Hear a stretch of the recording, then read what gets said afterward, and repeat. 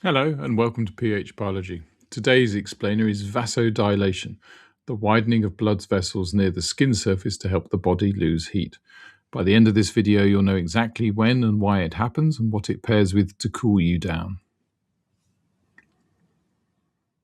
Vasodilation is the widening of blood vessels, particularly those supplying the skin, to allow more heat to be lost from the body. Triggered when the body is too hot. More blood flows close to the skin surface and more heat radiates away to the cooler air around you. Pairs with sweating to bring the temperature down. 3 things. 1. Vasodilation opens up vessels. Vasoconstriction is the opposite. 2. It happens when the body is too hot.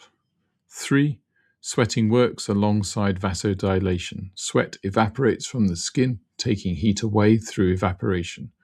Both responses are triggered by the hypothalamus.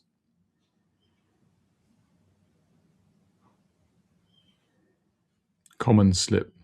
Vasodilation doesn't add blood to your skin. It just lets more of your existing blood flow through wider vessels. Cardiac output is the same.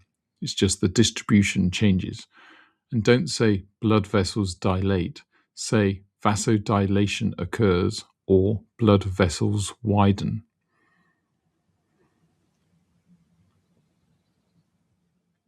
Quick example, hot summer day. Skin looks flushed. That's vasodilation at work. Sweat dripping down your face, evaporation cooling you. You feel hot, but your core temperature stays near 37.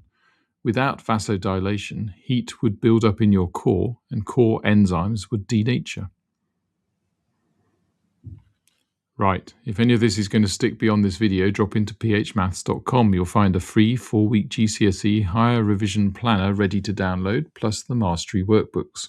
One for every higher topic, every answer fully worked, every common slip flagged. Simple explanations, serious results. See you next video.